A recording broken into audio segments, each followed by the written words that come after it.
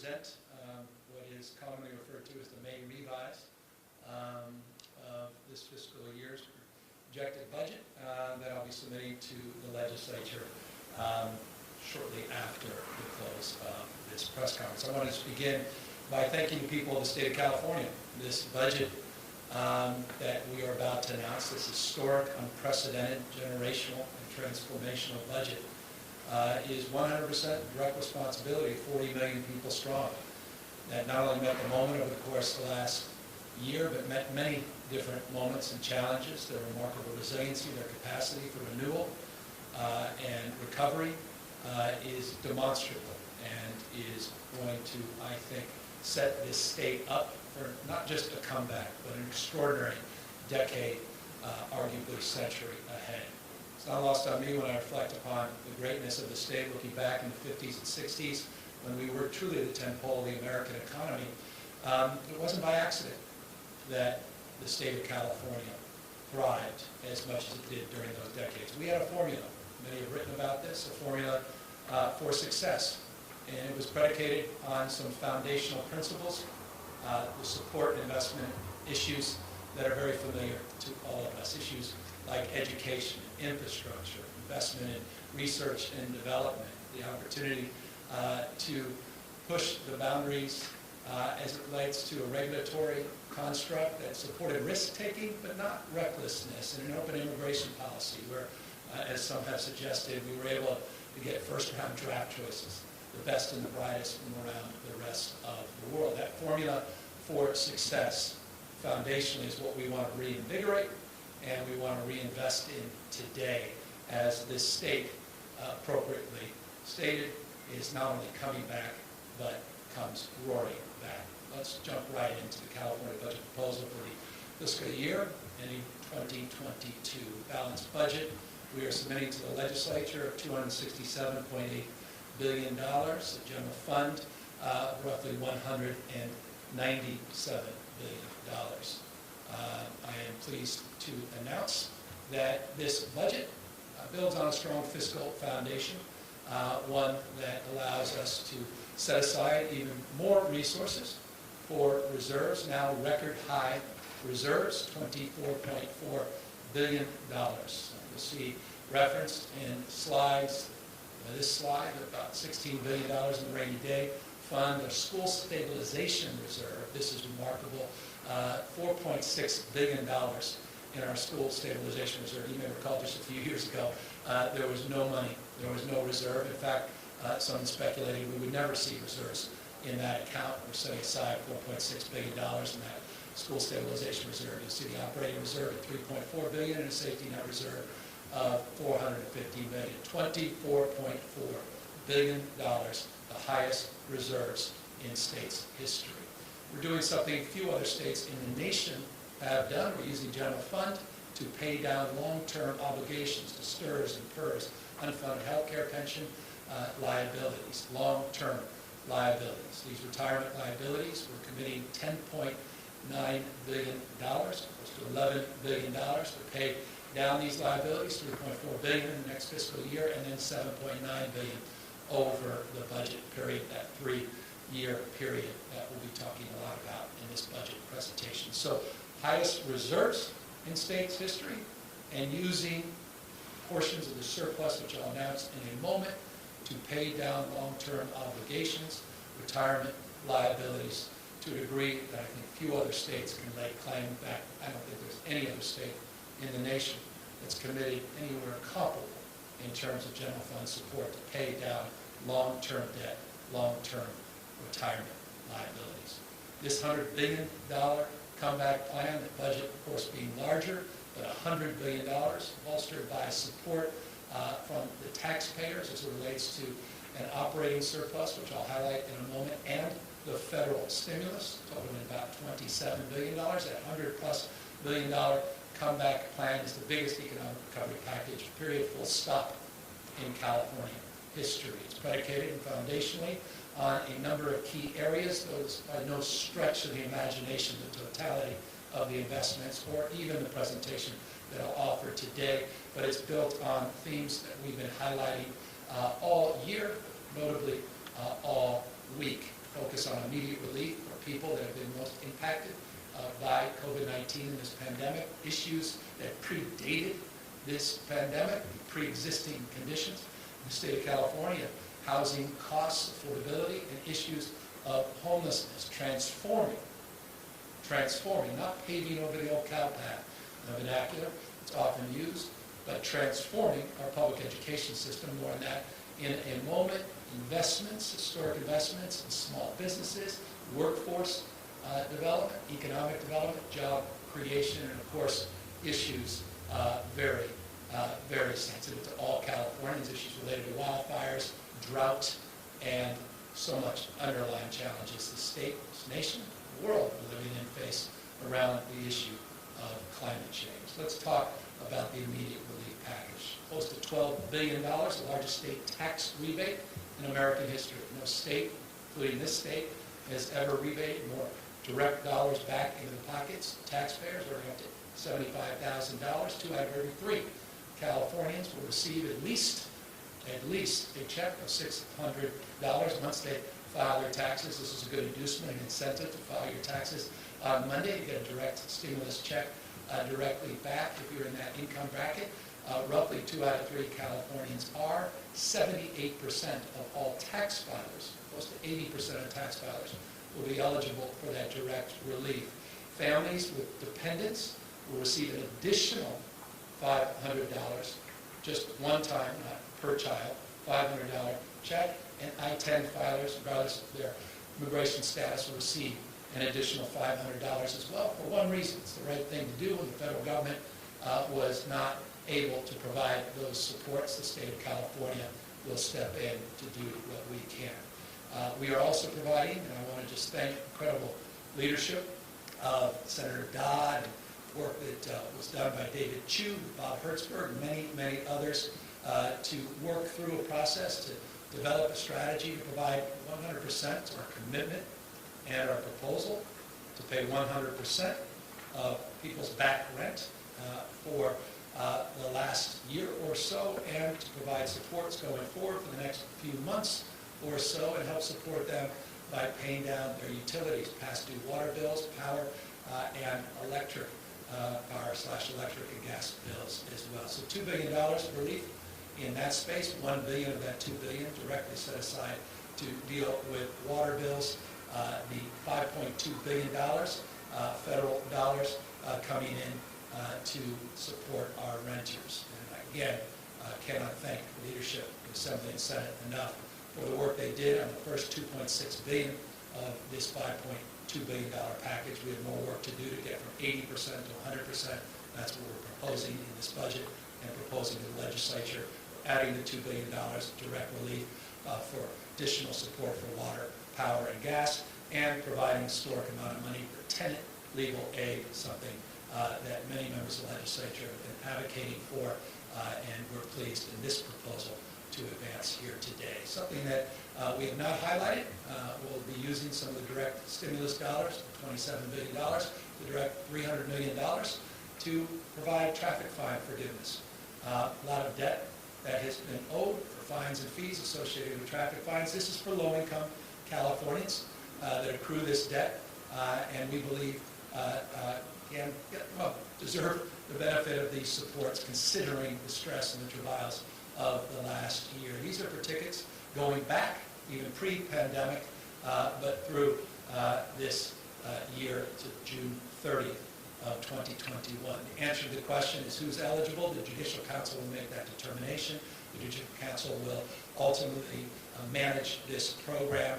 They'll be putting out rules and regulations once the legislature considers this proposal and hopefully adopts and supports that proposal.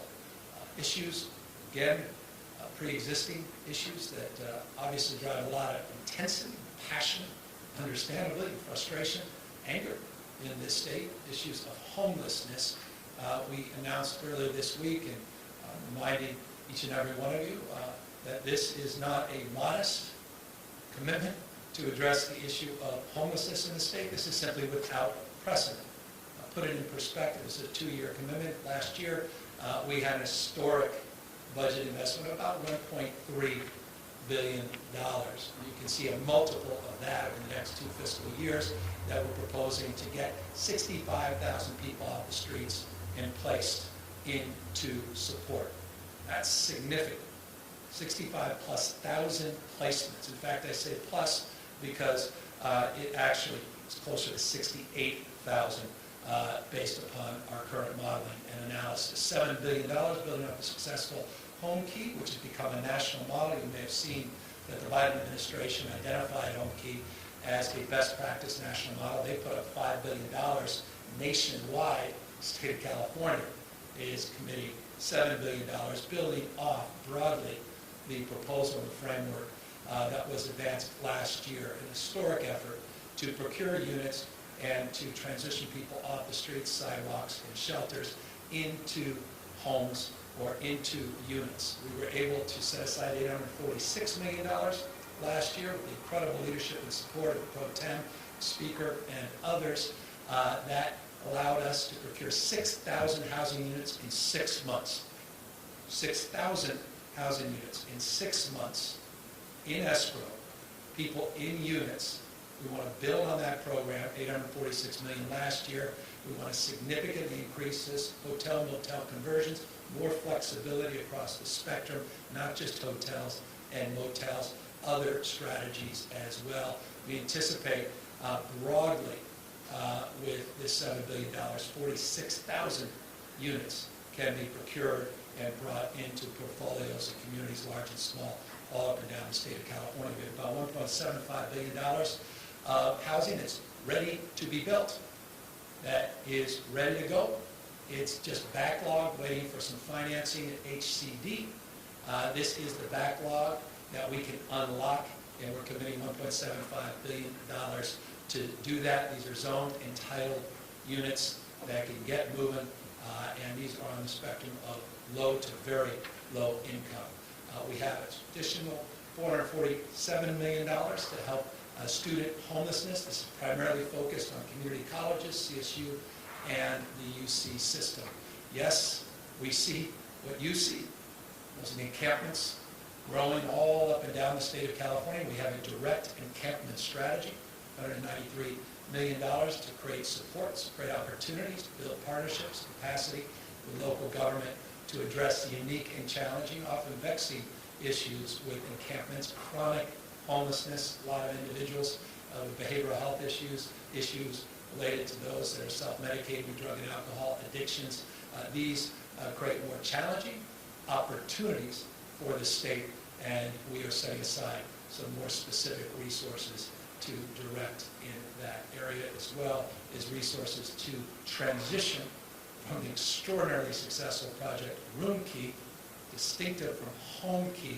The Room Key provided supports for just shy of 36,000 individuals over the course of the pandemic. A little over 9,200 people now currently getting the support of Room Key. We want to begin to transition people from Room Key, create other opportunities across the spectrum, and that's the $150 million there. We recognize that not all homelessness is the same. One size does not fit all. Chronic single adults out on the streets and sidewalks and encampment, that's a very different issue than issues related to family homelessness. Our goal is to actually establish a framework and goal, and that's to end family homelessness in the state of California. We actually have some good data. We put out a new database, a new data system a number of months ago that allowed us to analyze for the first time databases locally and nationally, compare and contrast and make a determination and actually have a numeric number that allows us to establish this goal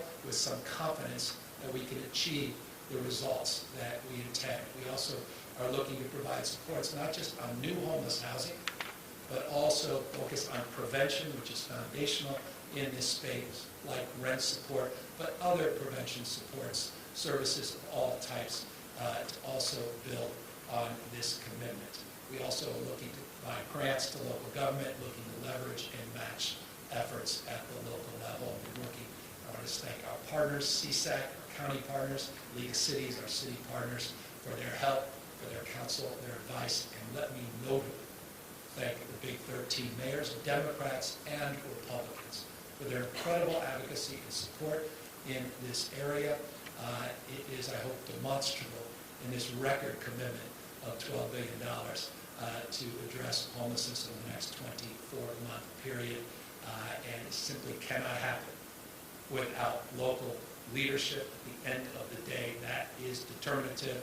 The state of California is supporting these local efforts. We want to regionalize, and we want to make sure that direct and transparent accountability at all levels of these expenditures and these investments. We are working with Senator Skinner, among many others, on language around accountability. We look forward to socializing that as our negotiations take shape, but that is foundational as well in working through the issue of addressing homelessness in our state. And speaking of working through, let us be sober and mindful. I took the entire State of the State last January, not this January, but prior January, to talk about the issues of homelessness, housing, and mental health. We talked about the history of our behavioral health system from a federal frame as well as a state frame. It's not lost on me every time I walk into the governor's office. The governor's office was also office of Ronald Reagan, and governor of the state of California. I just read a wonderful book, Luke Hannon, that wrote about in detail Governor Reagan's first budget, where he began the process of dismantling the investments in our state's behavioral health system, our mental health system. It was never followed up with the community-based care that was pledged and promised for many different reasons, many different factors. I'm mindful of that, and I think all of us are living that example as it relates to what's happened on the streets and sidewalks over the course of the last number of decades in this state, increasingly all across this country, but notably here in our state. So what we're committing to today is the biggest investment in addressing what was dismantled decades ago, and that's $3.5 billion in new housing in beds, board and care, adult and senior care, as well as beds that allow for conservatorships. Remember, we signed a number of bills last year, working very collaboratively with the legislature on conservatorships, Laura's Law, and expanding the capacity for local government to leverage people into treatment and care. The biggest challenge has been where do you place people? And that's why this $3.5 billion is historic, unprecedented. Forgive the hyperbole. I'll hear those words to describe much of what I'm going to present today, because those words are the best way to describe the unprecedented nature of these investments. So these are long-term commitments. This won't happen overnight, but this is building off of a lot of the strategies and plans we know are effective. Resources have been the issue, but our resourceful mindset will not be an impediment. Speaking of resourceful mindset, I just want to remind people, this was in the January budget. This actually was in last January's budget. It was delayed because of last year's economic conditions created stress on our budget. You recall a $54.3 billion budget shortfall the last time I was here a year ago, almost to the day. Now a $75.7 million budget surplus, 54.3 to $75.7 million surplus. We are now not just dusting off, but we have augmented, we have amended, we've improved upon the original Callahan proposal. And this is about a once-in-a-generation historic transformation of our Medi-Cal system. It's payment reform, it's the integration of brain health and physical health. It's about incentives for wellness, treating people and their needs early before you care for them in acute stages and pay more later. Also has a component around housing. That's why we're integrating this in the homelessness housing section. But this is truly an exciting and enlivening transformation. I want to thank Secretary Galley for his incredible leadership in this space. Worked on this for years, and we're finally poised to do something big in this Medi-Cal space. By the way, we're also going out on the re-procurement with our managed care plans. This is all lining up in a historic way to do something big and bold for 1/3 of Californians that currently are on Medi-Cal in the state of California. I highlighted this additional investment, which again is transformative. And I highlighted this in relationship to our school budget earlier this week for a reason, that the school system will be integral in advancing this transformation of our mental health care system for youth, 0 to 25. I want to highlight it again in the context more broadly of our behavioral health investments and give it, once again, its due. $4 billion investment over the next number of years to make sure that we're screening every child 0 to 25. We're diagnosing every child 0 to 25, and we're providing treatment to everybody 0 to 25. I was communicating with now Mayor Darrell Steinberg, one of the great champions of women behavioral health. These are investments we've long dreamed of. He's long dreamed of. And here we are, this extraordinary moment in California history where we can make the investments to provide all of the services that we need to provide our youth, particularly those that have suffered through tremendous trauma, anxiety, depression over the course of the last year as it relates to working through so many of the conditions we've had to face through this pandemic-induced recession and all the rules and regulations and restrictions and challenges around isolation and loneliness and the like. We're also putting together a platform, one virtual platform to integrate all of this system, a portal. This is also a critical component of this reform. Again, I cannot be more enthusiastic about making this announcement today and more enthusiastic about what it will mean to millions and millions of children and their future if indeed we succeed in implementing as we are promoting. Another big thing we need to implement, we can't just promote, is to clean this damn state up. And forgive my language. The state's too damn dirty. You drive up the streets, corridors, or rather the freeways, and exits, entrances, commercial corridors, downtowns, all up and down the state of California, looking at those Caltrans overpasses, you see mattresses, and you see all kinds of things that have been dumped there illegally. We've seen a huge increase in the amount of illegal dumping over the course of the last year. But we've seen this as a persistent problem for years and years. Just think back 2 years ago, when I first got here, it feels like 22 years ago, when I first got here and presented the budget, we increased it from $60 million statewide to deal with litter abatement to a little over $100 million. That's it. We thought that was significant. It was an increase. This is altogether a different order of magnitude, $1.5 billion over the next 3 years, specifically to look not only to clean up and address the issue of litter along our highways, downtowns, and commercial corridors, but also to beautify close-end corridors. I was down in Los Angeles the other day, freeway, and we don't want to just clean up all the mess. We want to put some new trees, maybe a mural, revitalize, reimagine spaces, and also reconnect people. And that's why there's a jobs component of this. We estimate conservatively 15,500 jobs, just 531 state jobs to oversee this. The vast majority of these are jobs for people coming out of reentry or coming through reentry programs, people coming out of homelessness, at-risk youth. We want to build on so many of the successful models, local models. As a former mayor, we had a number of them. Every city, most cities, at least well-managed cities, have effective programs for beautification and youth programs, and we want to incentivize the grant funding, $444 million of that $1.5 billion specifically to local government to incentivize grants and matching funds to amplify their efforts. So we want this $1.5 billion to grow on the basis of those matching strategies. It also includes an arts component. We really believe that what makes California unique and special is our creativity, our innovation.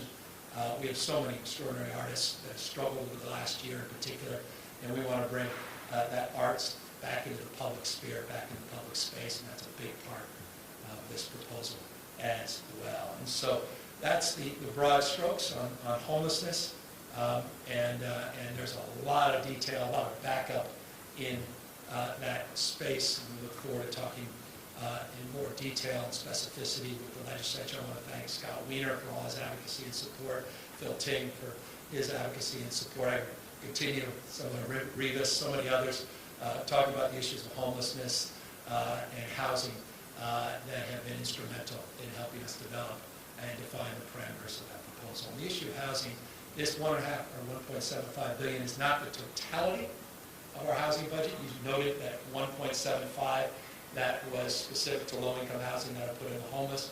bucket. It's north now, you add those together, $3.5 billion. Just wanted to give you some additive numbers here as it relates to the May revise in specific detail. We talked about this housing accountability unit. I just want to lead with that because I think it's incredibly important. It's the reason we had to sue one of our cities in the state of California. We need to build more damn housing. The challenge in the state of California is supply and demand. It's Econ 101. We don't develop enough supply to meet the demand. And as a consequence, we see prices continue to rise. There's also issues of time value of money, issues of delay, unnecessary delay and abuse, accountability of the process and system. And so we have an accountability unit that we think is essential in advancing those efforts of working with local government and technical assistance to move things along. Because at the end of the day, as a former mayor, I understand this intimately. The state can set the tone and tenor, but localism, as I often say, will be determinative in terms of production and construction of actual units working through planning departments and county boards of supervisors. Infill housing, we want to focus, this is additional $500 million in the May revise, specifically related to VMT. Let me unpack that. Simple way of saying this: we want to incentivize housing around transit corridors, density bonuses, and investments around transit housing corridors, looking at jobs, housing mix, real quality of life benefits, consistent with many of the pre-existing strategies that have predated my tenure here as governor that have been advanced. We want to also preserve affordable housing. There's about $300 million of this budget is around preserving affordable housing that's about to lose its covenants, these 30-plus year covenants that are due to expire. That affordable covenant expires, and they can convert to market rate housing. We want to buy a lot of that back. It's incredibly important in the preservation strategy.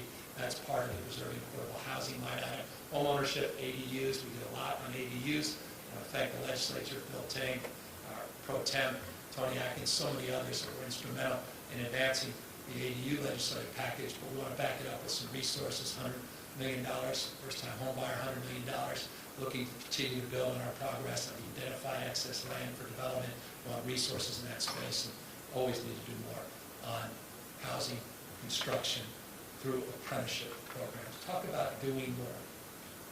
We are committed to transforming public education. This budget represents a $46.3 billion increase over the next 3 years in investment under Prop 98, $46.3 billion. It increases from what I presented just in January by $17.7 billion, the education budget in this state. This is just simply without precedent. Let's take a look and unpack what that means. That $93.7 billion, by the way, does not include federal money, $15.3 billion. Does not include money that we're likely to put in under the GAM limit, $8.1 billion.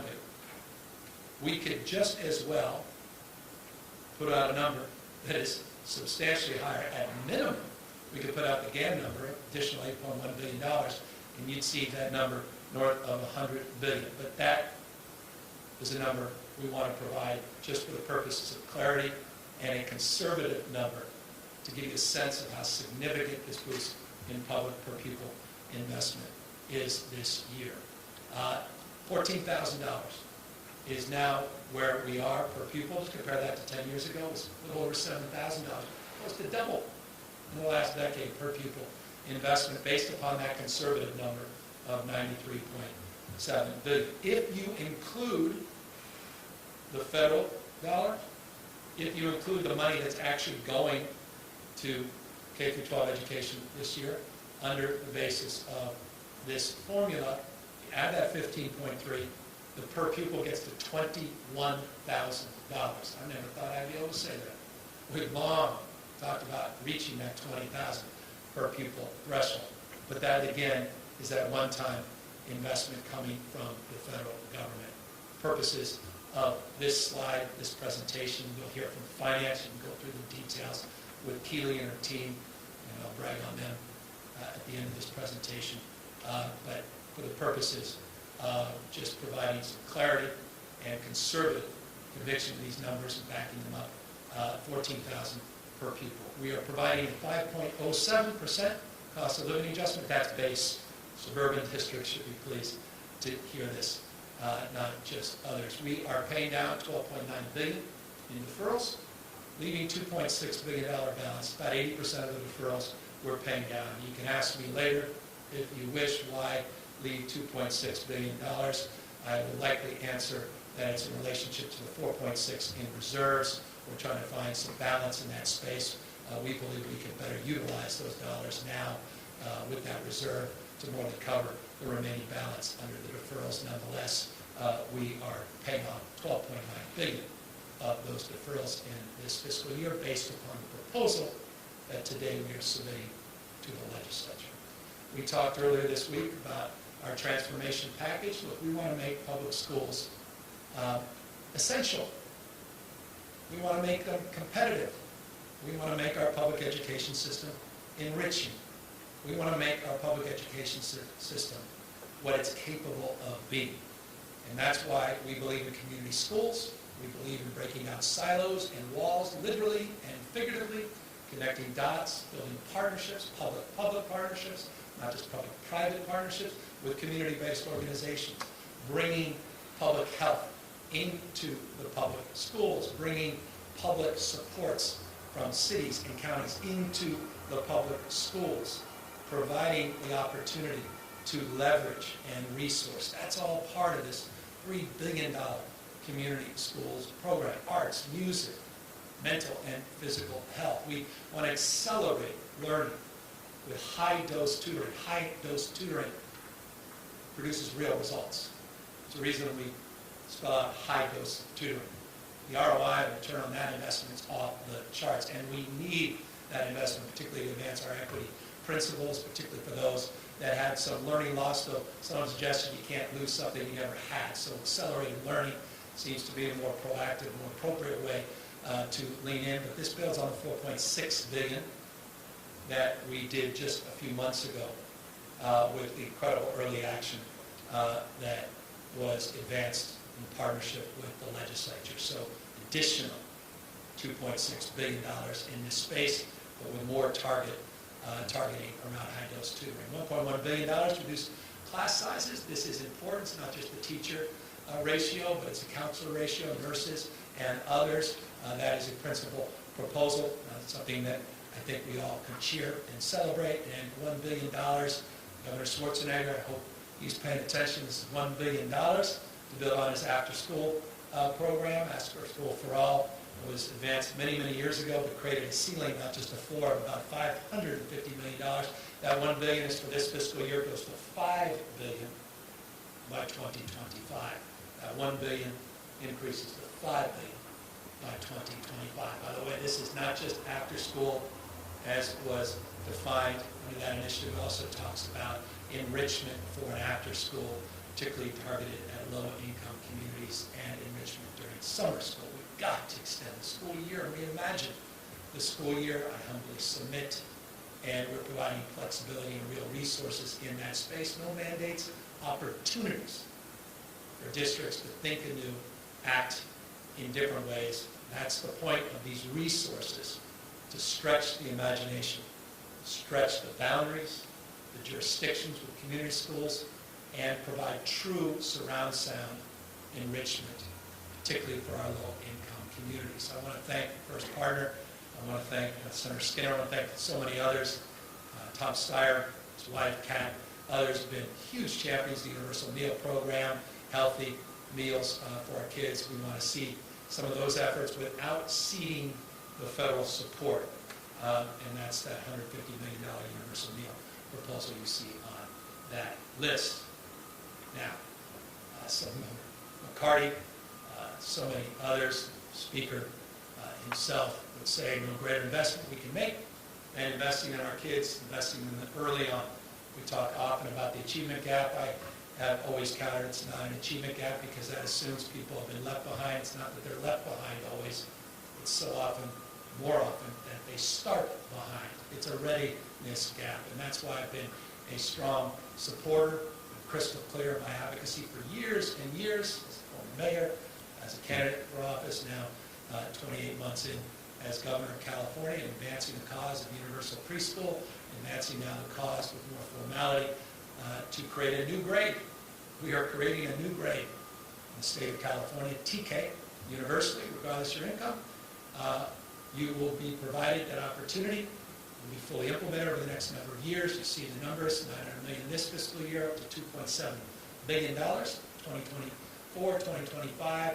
You can see the numbers of individuals that will benefit from this. By the way, the benefit of TK is an additional 3 hours of instruction, not just high-quality support. This is extraordinary. I personally just, this enlivens me because I was hoping to get this done as governor over the course of the full term. The idea that we're 28 months in, if we get this proposal through the Assembly and Senate, with so many great champions there, we can actually produce this result even sooner and get the ball rolling in a very meaningful way to change the trajectory of our young kids' life. By the way, can't do that without recognizing, as my wife often reminds me, of the impacts of all of these proposals and how they're disproportionately fell on the basis of gender and how women bear a disproportionate brunt of so many of the issues that we presented, notably around the issue of education and early supports, including child care. And I just want to thank the Women's Caucus,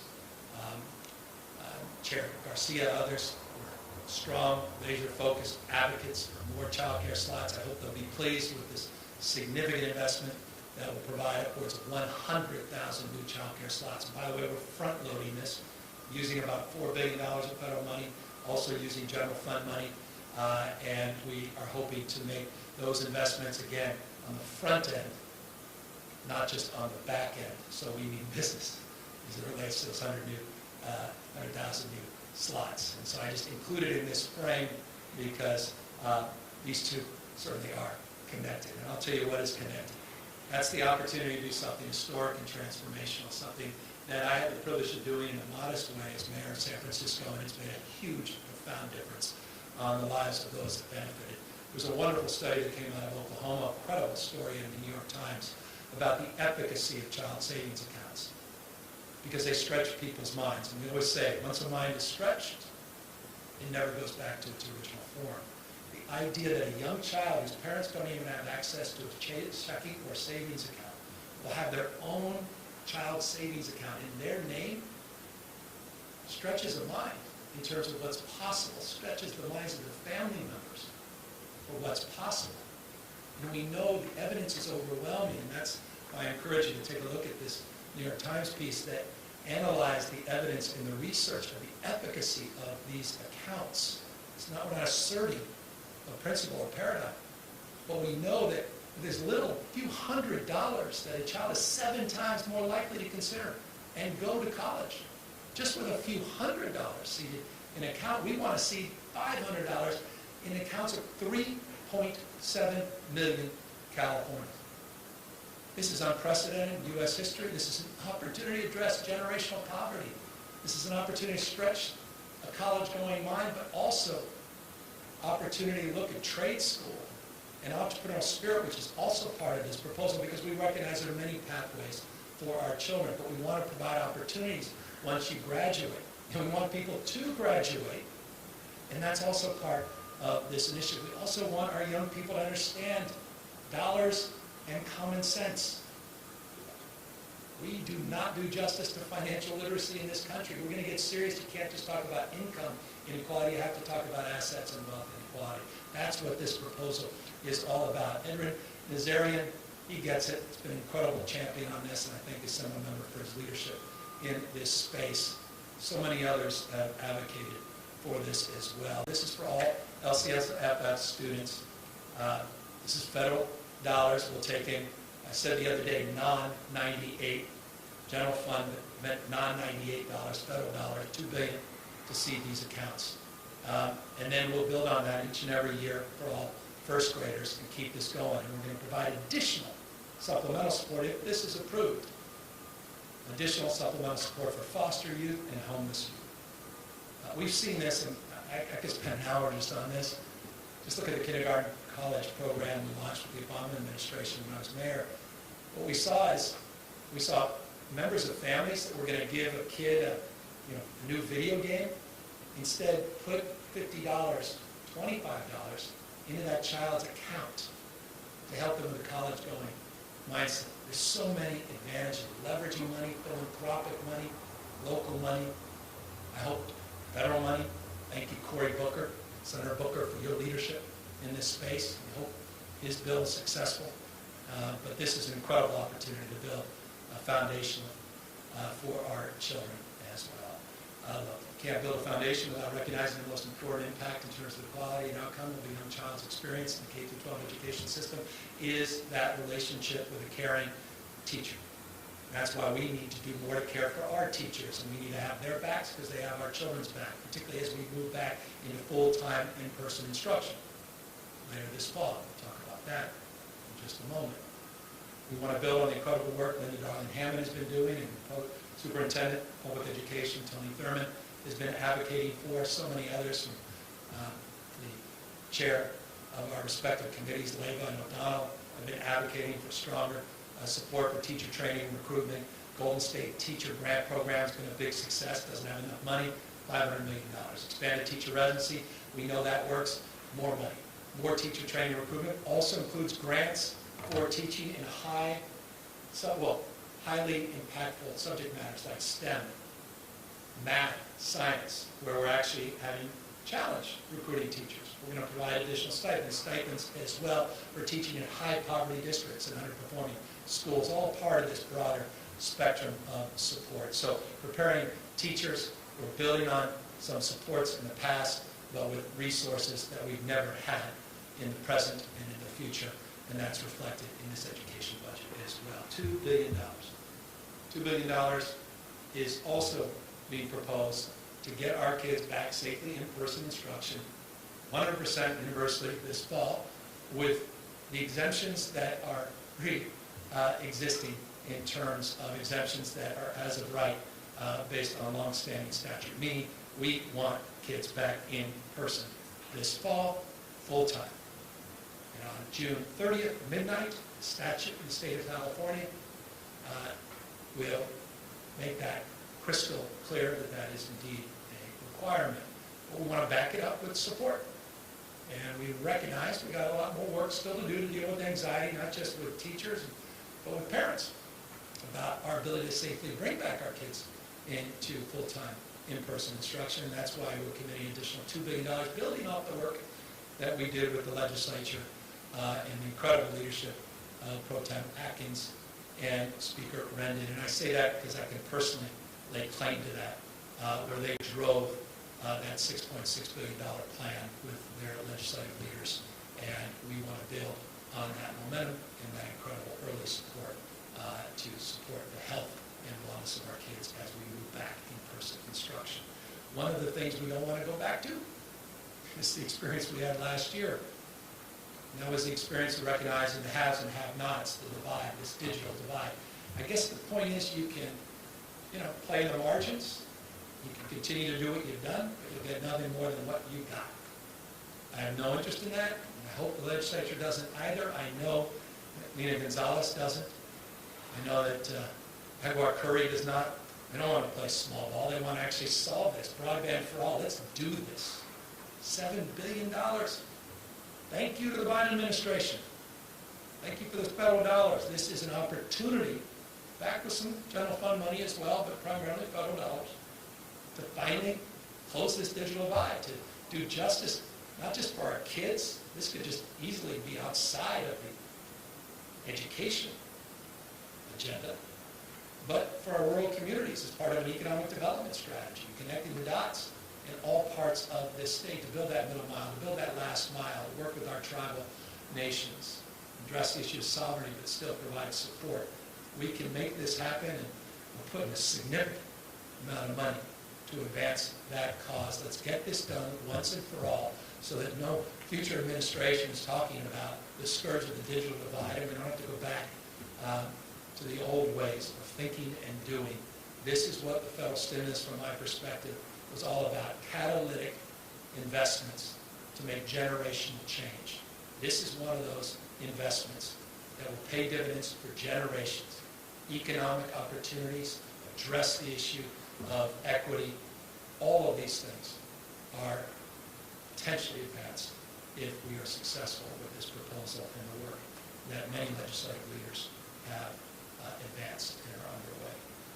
That said, we also believe that you should not end your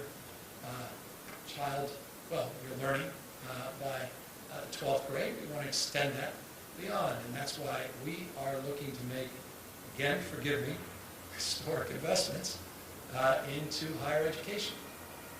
We're looking at investments to drive down the cost of attendance. I'll get to that in a moment.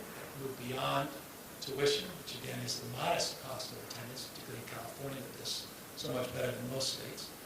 We want to cut the cost of student housing in particular. I want to deal with the racket respectfully. I say this, I said it last year, I'll say it again, it hasn't changed. The racket that is the textbook industry,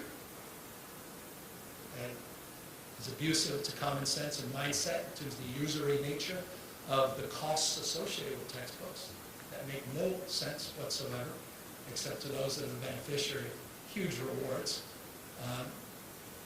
on the backs of our children, many of them. But we also recognize we need to do more in terms of goal setting, and that's why we're creating a new 70% attainment goal by 2030 for all 25 to 64-year-olds in the state of California. We are setting an attainment goal, 70% with their bachelor degrees or AAs, 30% AA, 40% BAs, and that's the attainment goal. We're working with our systems of higher education on a 21st Century Compact. I'm previewing it, more on that later, which will spell out our expectations of the state in relationship to our expectation of our systems of higher learning. Let's talk about UC. This is remarkable. $506 million of ongoing investments. Restoring the cuts that were made last year and increasing the base funding by 5%. $506 million ongoing. One time, $451 million. You can see that for deferred maintenance for issues important to me since I still struggle with Dyslexia Center, and the importance of the research, particularly at UCSF, and the incredible work they're doing in that space. We also believe California should be a no-kill state. We talked about that last year. We couldn't go as far as we wanted to. That's the UC Davis Animal Shelter Medicine Program. We believe we can accomplish that substantially with these grants. Not completely, but substantially. $957 million. By the way, just the UC and CSU budgets alone are over $2.3 billion increases this fiscal year. Put that in perspective. And forgive me if I'm wrong on this, double check it. But I believe it was $136 million. That was in the January budget for ongoing investment at UC. 136 to 506.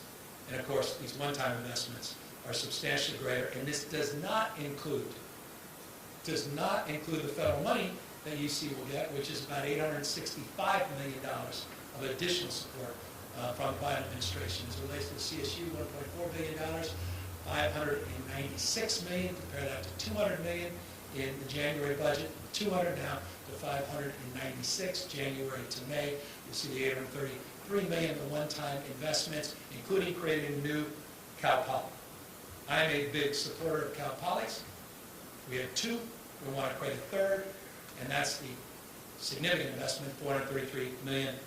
We've been working with the Board of Trustees, incredible new leader at the CSU, about this opportunity to revitalize the economy in Northern California in and around Humboldt State, and look at this opportunity to have a third polytechnic campus in our state. For maintenance, you see the work on STEM Center down in Southern California. I want to thank Senator Padilla for a strong advocacy in that space. Mark really tough. So many others that have called in on that.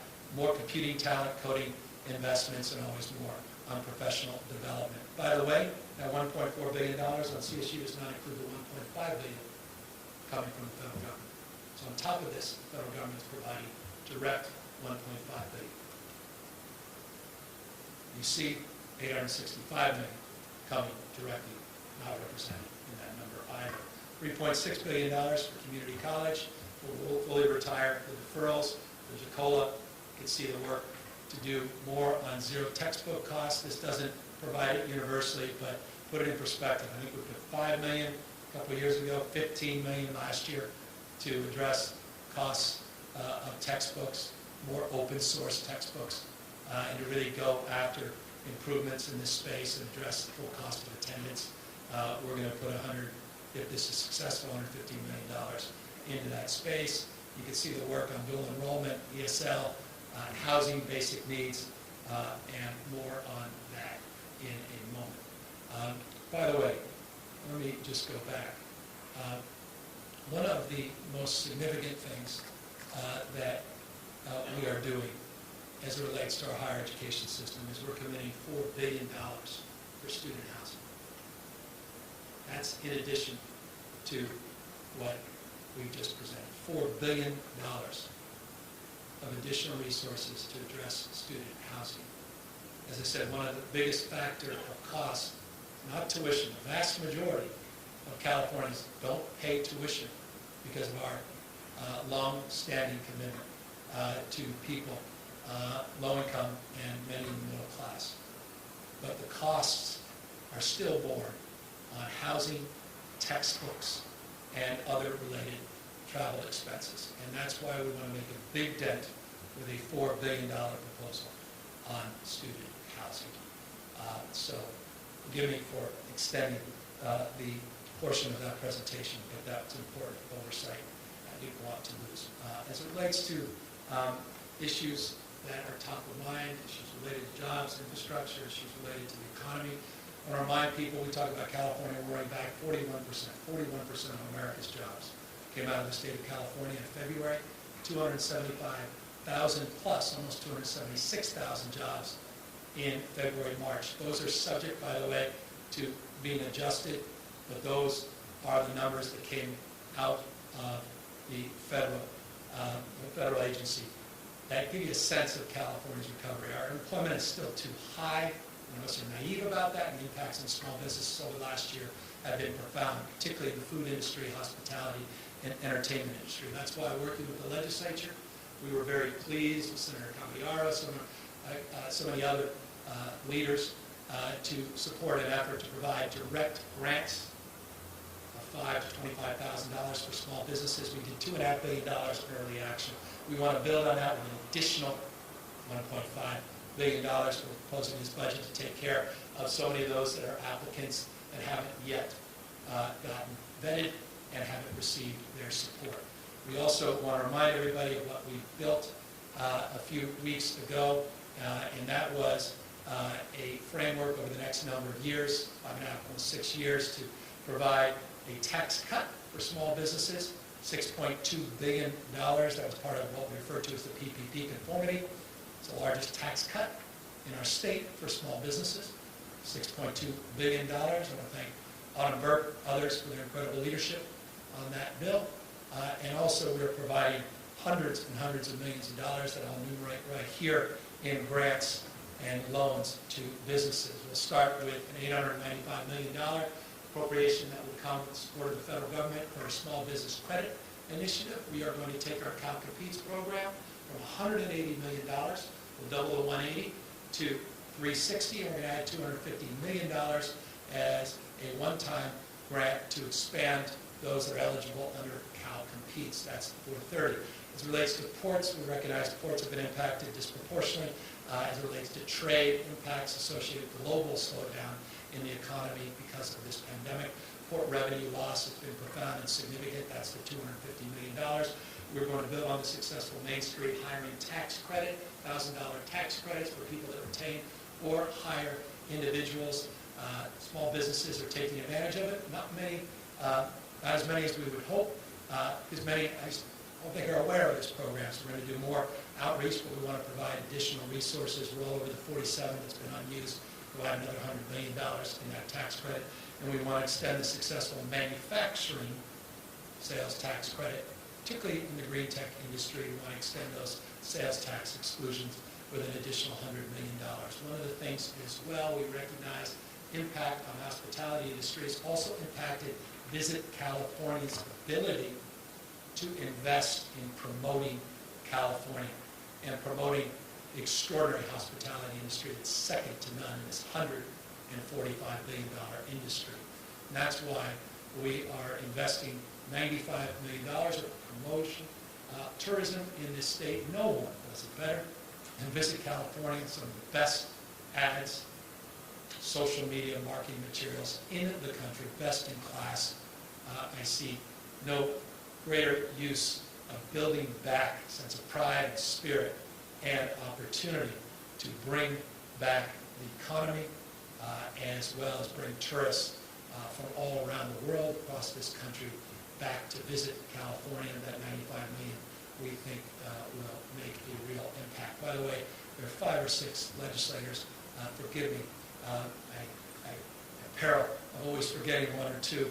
I want to thank you all. You know who you are, being strong advocates and proponents of these dollars. Loan guarantees through our iBank, California Dream Fund, that's specifically for $10,000 grants for businesses that candidly don't have access to credit or checking, don't have access to traditional means of getting funds. These are the smaller grants, many of them first-generation immigrants, many mixed status, as it relates to ownership, having a difficult time to access not just credit, but resources. California Film Tax Credit, this is an opportunity for all of those productions, TV and others, in places like Georgia, whose values don't necessarily always align with the production crews, to consider coming back to the state of California, and that's what that $30 million intends to do. And yes, all of you that ask almost on a weekly basis, what are we doing about SALT and the tax increase that the Trump administration imposed upon us, Mitch McConnell, a number of years ago, that tax increase that impacted disproportionately large blue states like California. We're trying to address that tax increase of the Trump-McConnell era, and we have a partial fix, SALT, for S corporations, S corps, as they're commonly referred to. We're working with Speaker Pelosi, Senator Schumer, and President Biden to see if we can ultimately address that, though it is a tax that will ultimately sunset, or rather the SALT deduction limitations will ultimately sunset in just a few years if indeed they're unable to make earlier action or take earlier action. Speaking of taking action, a few more slides and move on to Q&A. Incredibly important to talk about jobs in relationship to infrastructure and capital. $52 billion 5-year capital plan we're proposing. By the way, that includes $4.2 billion for high-speed rail. And I don't know if you've checked your phones, if it's come out yet, but it will shortly if it hasn't already. The return of the high-speed rail dollars that the Trump administration took from Californians. Those dollars are coming back into the state, reinforcing we have a real federal partner with our high-speed rail system, an incredible opportunity to finish the work in the Central Valley and build out those extensions in the Bay Area down into Southern California. $3.1 billion. Speaking of Southern California, not exclusively, additional general fund money, $3.1 billion. We listened to the leadership represented in various different committees. Laura Friedman, thank you for your advocacy and support of these dollars. Speaker Rendon, thank you for your advocacy and support of these dollars.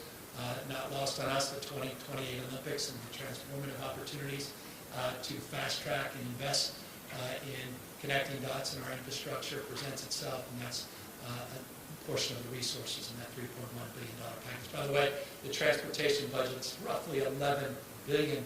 It includes a portion of that is SB1, $4.6 billion, other supports, including deferred maintenance, $3.9, and acceleration of big projects, bonds, where we can move and drive the investment, get shovels in the ground, and get our construction buildings, trades, union representatives working at even greater numbers than they are today. $3.6 billion, this is without precedent, simply without precedent in California history, the largest workforce development investment proposal that's ever been made.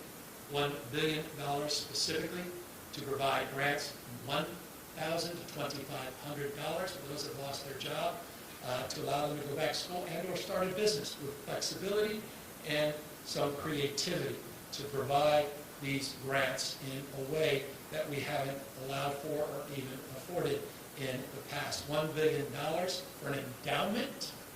This Learning Line employment is an endowment that we want to provide that connects the dots between economy and where it's going in our institutions of higher learning. This is incredibly important as part of our 21st Century Compact with UC and CSU, that we start to be more prescriptive in aligning economic growth and opportunity to workforce development and curriculum.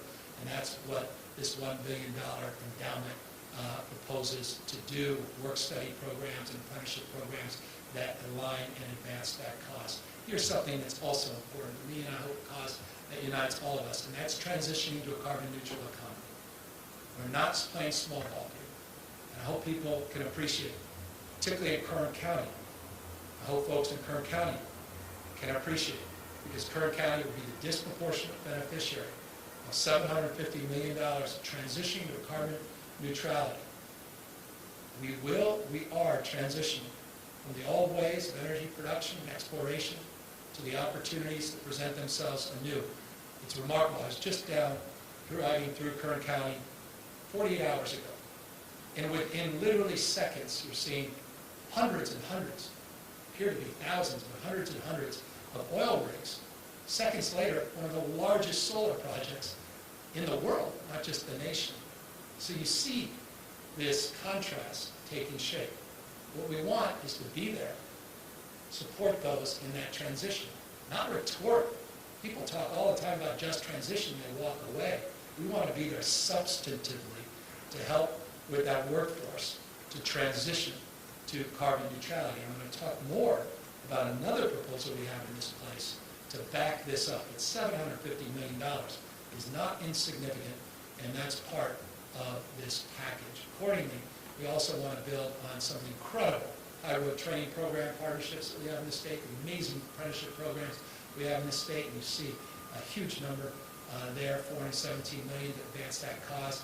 More partnerships as part of the Fresno effort we announced 2 years ago. We have a partnership in Fresno, in San Joaquin, and Imperial counties about reimagining the future and about what the economic opportunities look like. And we've seeded that over the course of the last number of years. We're going to expand that to 8 additional regions, including the regions that we identified as regions that are vulnerable in a transition, like Kern County. And so that's the $250 million, which we're very excited about. These are proven partnerships, true public-private partnerships, aligning strategies, regionalizing efforts, and I just want to thank everybody, particularly in the Central Valley, for all their hard work in developing these partnerships, and we want to be there having their back and to help fund them.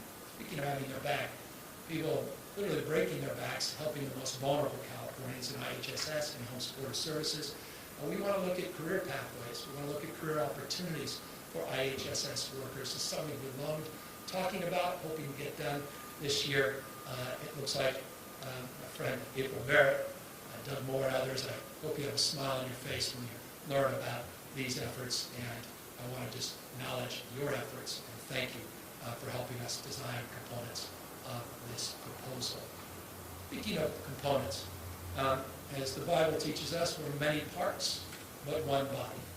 And I say that to make this point. I don't think there's anything more important in the United States of America, let alone the state of California, than just enthralling ourselves with the notion that we're very different from one another, regardless of our political stripes, regardless of our geographic proximity to one another. We've got to start connecting in a more meaningful and substantive way across our differences. That's what service is all about. That's what volunteerism is all about.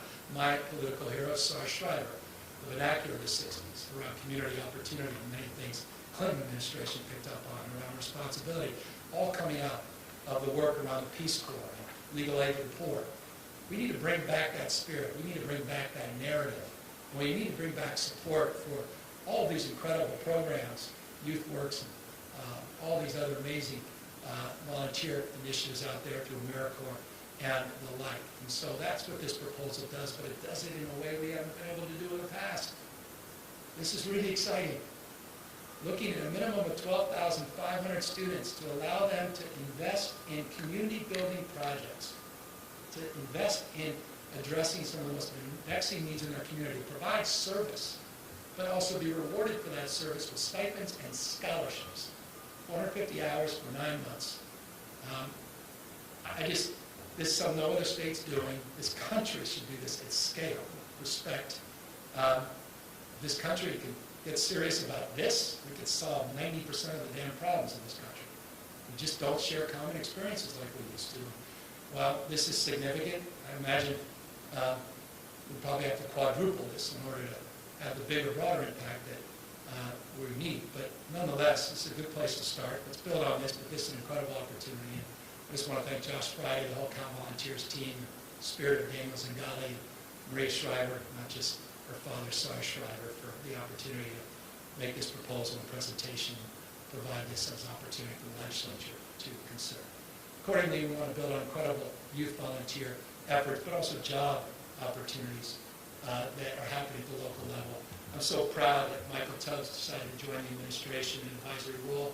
Former Mayor of Stockton has been out front on issues of UBI up front in terms of summer youth job programs. I was talking to Mayor Garcetti, Mayor Garcia, Mayor Liccardo, and of course Mayor Steinberg, and Libby Schaff, and London Breed. I can go down the list, all of them saying, give us more support for summer youth jobs, even beyond the summer.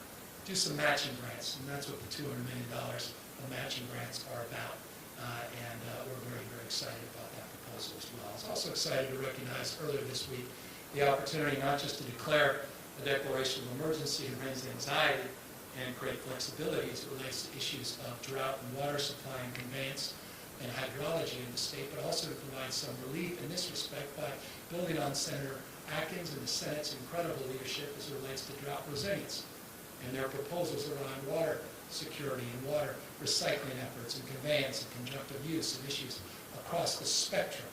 Things that we laid out in detail in our water portfolio strategy includes 100 specific strategies and plans to address modernizing and having a 22nd century vision for water supply and reliability in the state. So we're putting out $5.1 billion in a drought resilience package.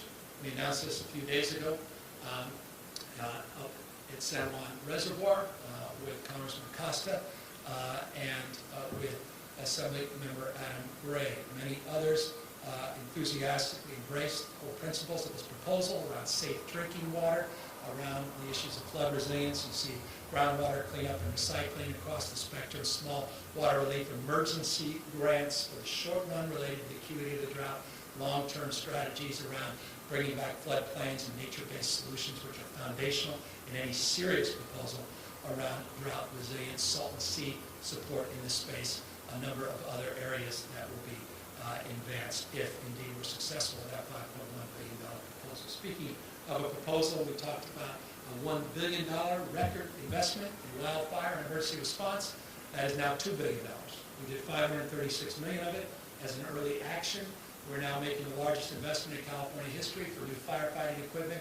And these are the Black Hawk helicopters. We have 5. We've got 4 more coming in very shortly. We've got the C-130s coming in next year, and they'll start coming in en masse. We're looking more forest health investment, vegetation management, home hardening.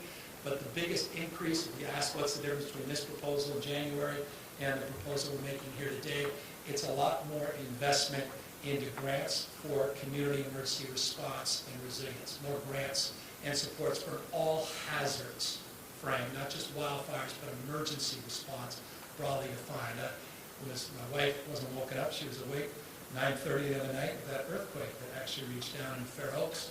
Not just trucking, a reminder of Mother Nature's fury. And we need to be prepared for the next earthquake, and that's why this includes a $17 million appropriation for the earthquake warning system and continuing to build on the supports that we've advanced for a course of many years and in January, but providing even more resources into this year. Looking at resources, we'll be rolling out a detailed strategy for a 22nd century electric grid. We'll be coming out very, very shortly.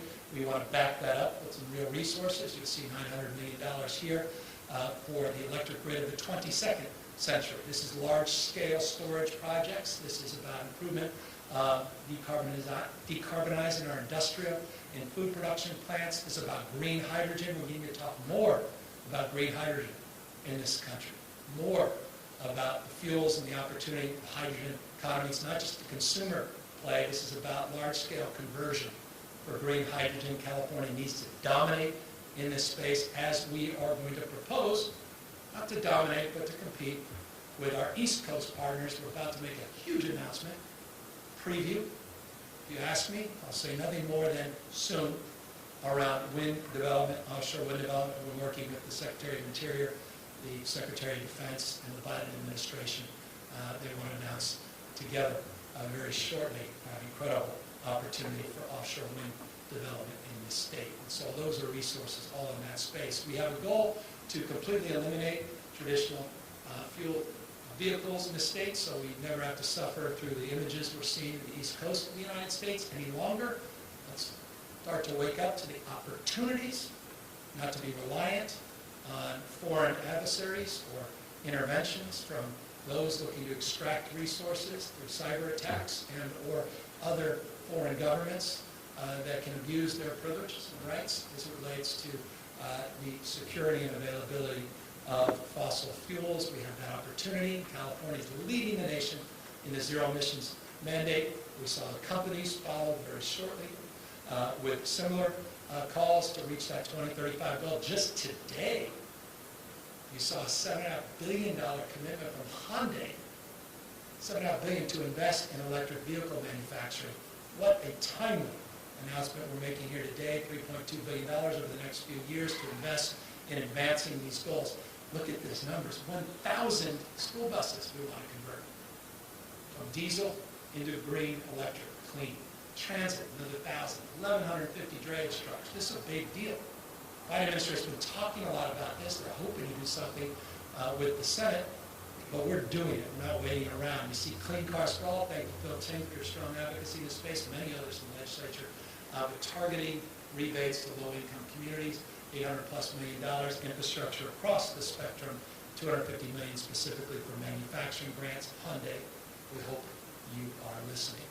Speaking of climate resiliency, transition, $1.3 billion climate resilience package, $495 million to invest in addressing issues, large and small, building partnerships and grants with what's happening already at the local level, building on that as it relates to urban greening strategies and some of the heat issues that we're facing in some of our cities, and addressing ways to softening the edges, greening these communities, looking at sea level rise issues, flooding issues, and this is what I was looking forward to highlighting, a $200 million commitment to capping abandoned oil wells. $200 million commitment.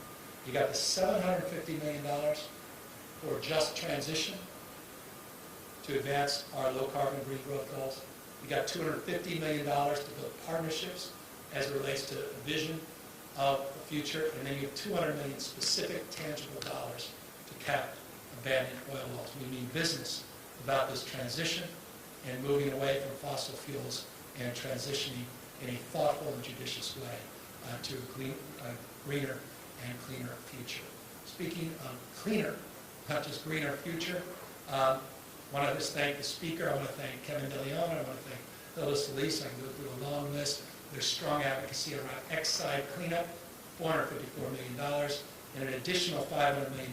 We have never, ever made investments in this space comparable to address environmental justice issues, toxic cleanup issues. There are many more X-sites, maybe not the scale and scope of X-site, but there are a lot of other sites that need our attention, and we'll get it with this commitment, almost $1 billion on toxic cleanup, all in the bucket of low carbon green growth, changing the way we produce and consume energy. Speaking of low carbon green growth, never been an investment in ag like the investment that we're proposing to make today.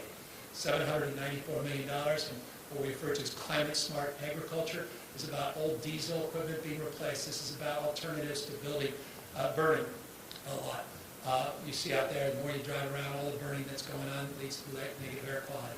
$100 million in healthy soils and soils management, something my wife been a strong advocate for, and carbon sequestration opportunities and new strategies to build on partnerships that exist, private partnerships, not just investing in the public sphere. A climate catalyst fund, continue to invest in technology and innovation. We're looking at $30 million farm to school, which is an incredible program. Forgive me again, Jen, something else you've been a very strong advocate for high quality produce, getting our kids fed, but doing it in a way where it advances their health and their educational outcomes. Again, Kat Taylor, thank you for your work in that space as well. Our incredible secretary, who's doing a remarkable job, Karen Ross, thank you as well for your vision in the space.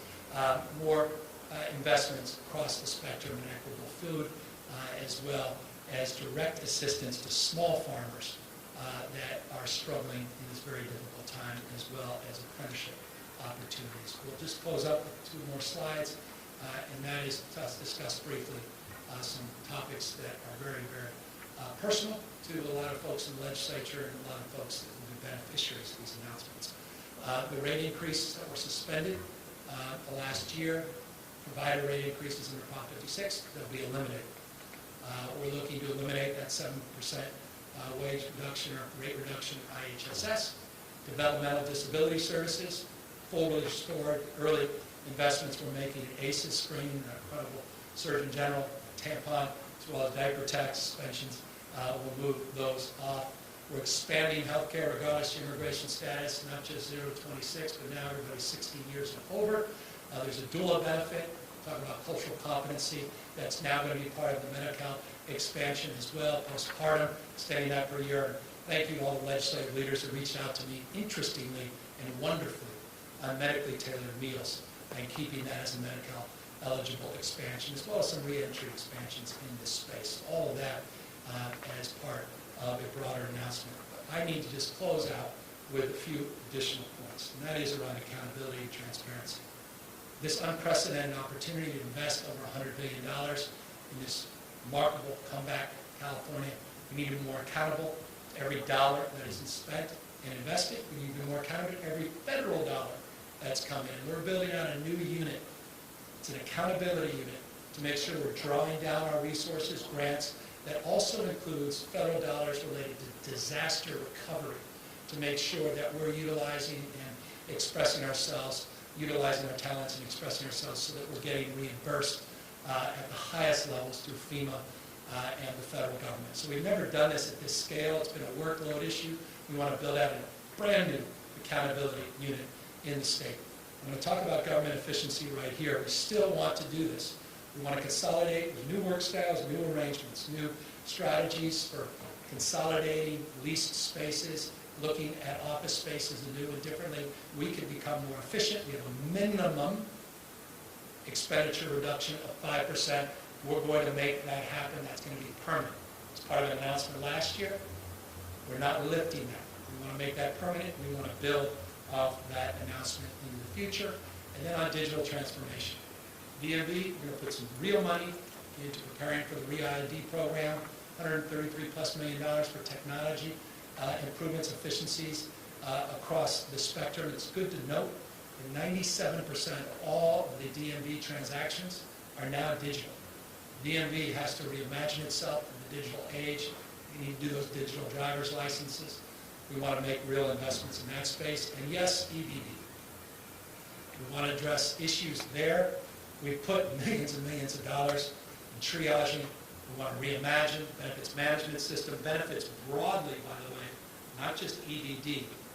We want to look beyond just EDD, the antiquated IT systems we inherited 28 months ago. By the way, we is the collective we, states large and small. I've talked to governors without exception struggling with these same issues that California is struggling with. We just don't want to continue down that path. So we're making investments to improve verifications, address the backlog. We've made great progress in the 1.6 million folks that are backlogged, 35% increase just in reduction of wait times in the last month. It's still vexing, still challenging. And then we want to reimagine the IT upgrade, and there's dollars in here that will do that, including dollars to address language access. On issues of innovation across the spectrum, this is the .gov space. We're also looking at Office of Digital Innovation and the Department of Technology by providing grant funds to do more than they've done in the past. And just briefly, we talked about the closure of 2 prisons. I just want to remind people that we are closing 2 prisons in the state, one on September of this year, 2021, one in June of 2022, DBI and CCC respectively. We're going to be reimagining the Department of Juvenile Justice with a new office, I thank all the legislative leaders for their support in that space. We'll completely transform Valley State Prison, completely reimagine it into a campus-like environment. We're going to put rehabilitation back in to the R at CDCR. And we're going to do something big and bold. And we'll just leave it at that and get into details another time as it relates to the transformation of that state prison. We also are going to expand Friday visitations. We don't think it. Data bears out. Stress, strain, families with the modification of visitations because of COVID-19 put a lot of pressure on families, but also pressure on our reentry programs because we know the outcomes are muted on the basis of lack of engagement with family members. These visitations can reduce recidivism and have a strong impact and outcome as it relates to reentry. We have new surveillance systems, more accountability with security cameras, with our security guards within the system, within the institution, but also providing more security cameras across the spectrum in the institutions more properly. And we're also going to address some of the backlogs of the department, or rather the Board of Parole hearing. Just briefly, pretrial release, people asked $210 million this year. CalVIP for small grants to address the issue of violence. Thank you, Bumpy Wicks. Thank you, all the legislative leaders, Skinner and others that reached out on this.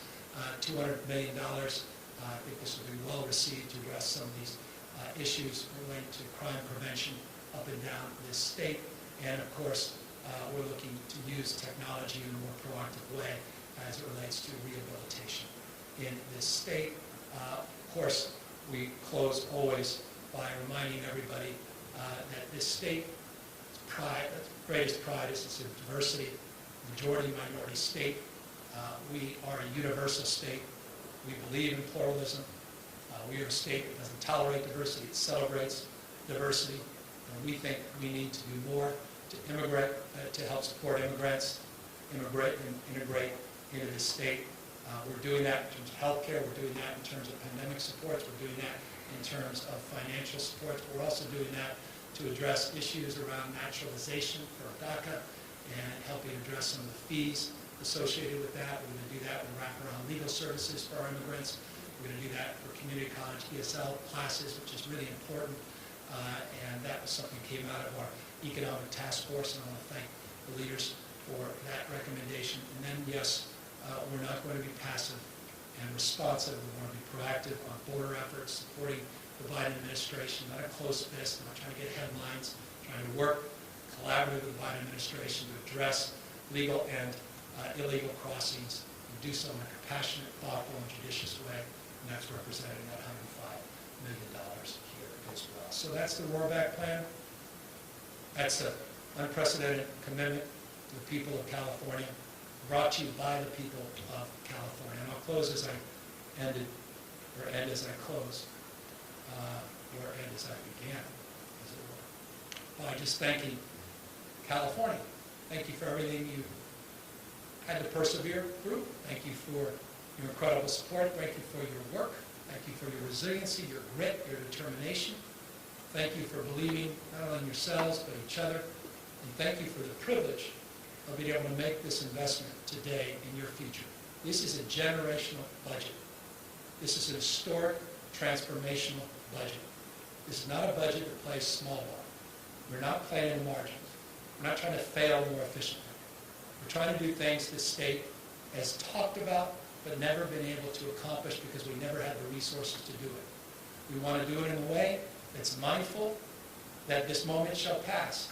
These historic budget revenues and operating surpluses are not the new norm. We're not naive about that. And that's why we want to batten down the hatch and pay down pension obligations, pay down debt, and continue our prudent fiscal practices by building up our reserves and our resiliency across the spectrum. Use one-time money for one-time purposes, appropriately balanced, not just for the day, but over the course of the next number of years. Invest in our growth engines, invest in our men and women, the small businesses that are really the backbone of our economic recovery, and make sure we're there for the most vulnerable and those that have been impacted by this pandemic. And that's low-income individuals and those disproportionately represented in the Latino and African-American communities. I'm proud of this budget. I'm proud of our team, Keely Vassar, Ana Montesantos, and their incredible leadership and stewardship. I'm proud of the entire legislature, incredible partnerships that we forged over the course of the last year, and notably just in the last few months, the early actions we took, the deliberative focus on solutions, and that spirit, I hope, will continue through this budget process. Again, this is our plan to get California not only back on its feet, but California roaring back once again in its rightful status as the most essential and dominant state, not only in the United States, but one of the most essential and dominant economies anywhere else in the world. And with that, happy now to take any questions. Governor, thanks for taking our questions. Hundreds of millions of dollars in this budget to address homeless encampments and to encourage local governments to build housing. It looks like a lot of carrot and less stick, and I'm curious to know, is this just money that's being given to local governments, or are there measures to compel people out of encampments or to push local governments to build housing and potentially face penalties if not? Well, as you heard on Tuesday in the morning and in the afternoon on Tuesday, two subsequent announcements in space, we talked a lot about accountability. So the answer is no. It's not just about handing out money with no accountability. It is about accountability. It is about transparency. And it's about measurable results. There are plenty of carrots, but there also are sticks, and I made it clear today as well in the presentation, and I noted a specific legislative leader, Senator Skinner, who's been a strong advocate for accountability, but broadly, Senator Weiner and Chu, Ting, others, so many others have been also making the case for renewed efforts on accountability language, and that will be part of the budget trailer bill. And those are conversations, as I noted in the presentation today, that are ongoing, and the details will be forthcoming. Also, working with mayors up and down the state on that language as well. And I've got to say, I've been incredibly inspired and grateful to hear from people like Darrell Steinberg and Mark Ridley Thomas, who co-chaired some of our task force work, that they're demanding those accountability measures be included in this package as well, and that's exactly the spirit that we will advance, and look forward to talking more about that before this budget is signed. Thank you, Laurel Rosenhall with Cal Matters. Regarding the people who work in state prisons, do you have any intention to make it a requirement for prison employees to be COVID vaccinated? I want to thank Glenn and the CCPOA team, President. Glenn has been very proactive in terms of working to build trusted messengers, to build trust with his members, recognizing so many have not been vaccinated. He's not giving up on those efforts, and I applaud him for those efforts, and we have his back in advancing those efforts. That's where we are today in supporting that kind of outreach and seeing how far we can go. We have no further announcement to make as it relates to whether or not we're going to mandate those vaccines. We just want to give the opportunity to build on the work that Glenn and his team, Executive Board, CCPOA, have advanced. By the way, I just also want to acknowledge the CCPOA for being part of a lot of the reforms that we are promoting and advancing. Closing down 2 prisons in the state of California. No governor has been able to ever make an announcement like that. Thank you to incredible legislative leaders, Phil Ting, among the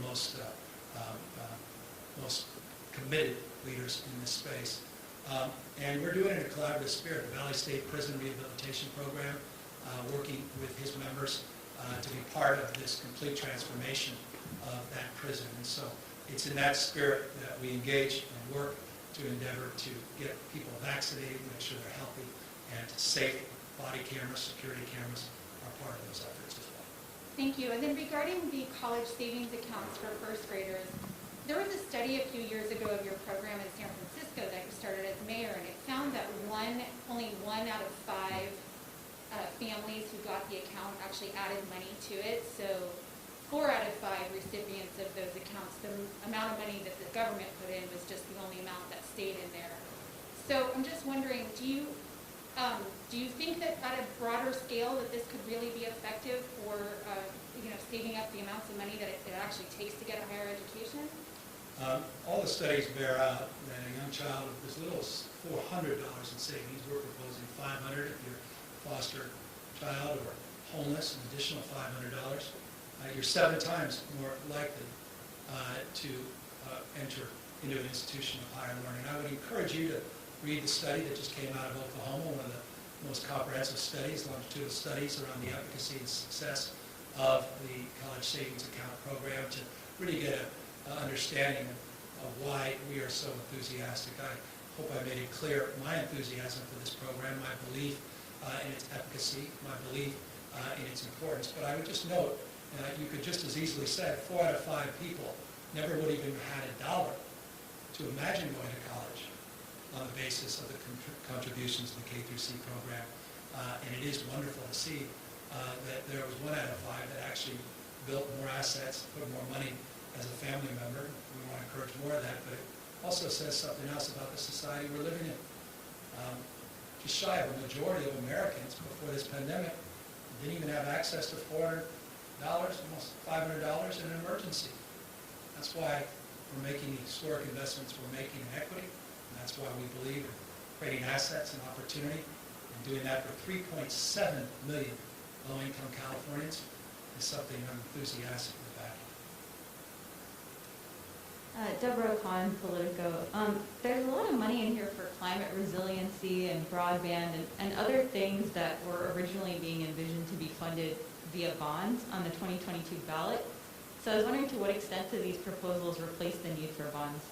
I think they substantially do across the spectrum. I'll give you another example of $5.1 billion for drought resiliency that traditionally we pay for bonds, but that's exactly, I think, what was inspired and envisioned around the Recovery Act, was to get moving and not look at 30-year payback periods, but look at opportunities to make investments in the short run to get people back on their feet, to get our economy moving all across this country. In California, we're picking up on that spirit, the broadband. I mean, we've been waiting a generation for this. I remember talking about broadband for all when I was a parking and traffic commissioner in my 20s in San Francisco. And here we are, decades later, still talking about it because of the Biden administration and their support. We have a chance to do it once and for all at a scale we never even could have imagined, $7 billion in the past. We still have to deal with the issue of access and affordability.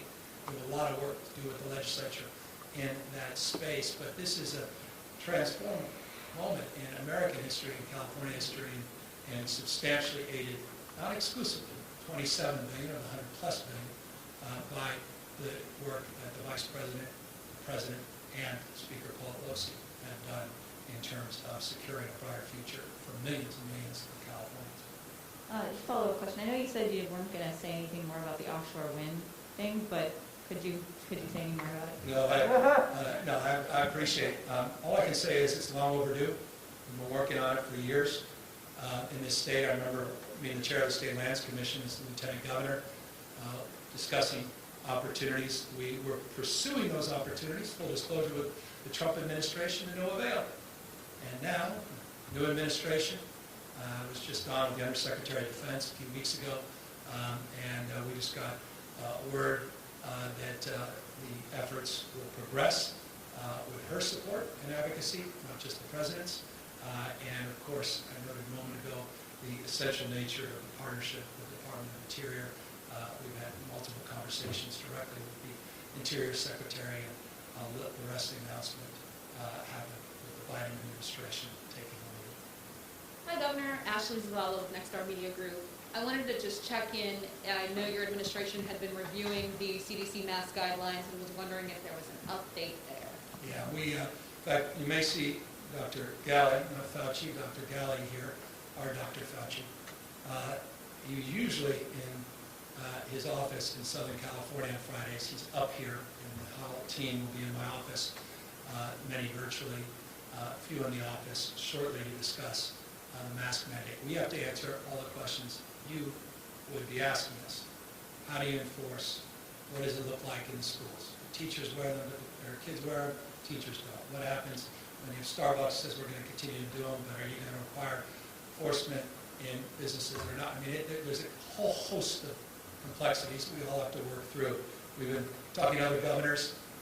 Some want to quickly default to the CDC guidelines, but now we're starting to appreciate some of the nuances and complexities around enforcement or lack thereof, what it means, what it doesn't. Anyway, working through all of that. We were on the phone with CDC last night. We've been on the phone, of course, the last 24 hours with local health officers. It's such a large state, so many different opinions. and so many things to work through, including guidelines, MOUs, memorandums of understanding with union, issues related to OSHA requirements, updated guidelines that were recently updated around amusement parks and sports, and all of that.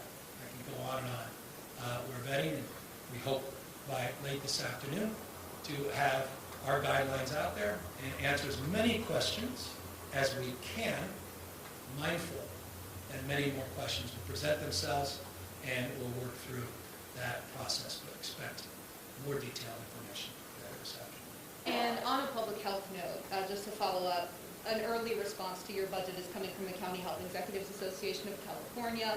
They're dismayed that there's no new money for local public health departments. They were hoping to, advance their infrastructure and workforce, given all of the work that they have done during this pandemic. I hope they take a closer look at the budget, historic investments across the spectrum. I hope they also will enjoy the benefits of the incredible leadership of the Biden administration and the direct appropriations going to counties. Many of the partnerships that we form in this budget are county-based partnership.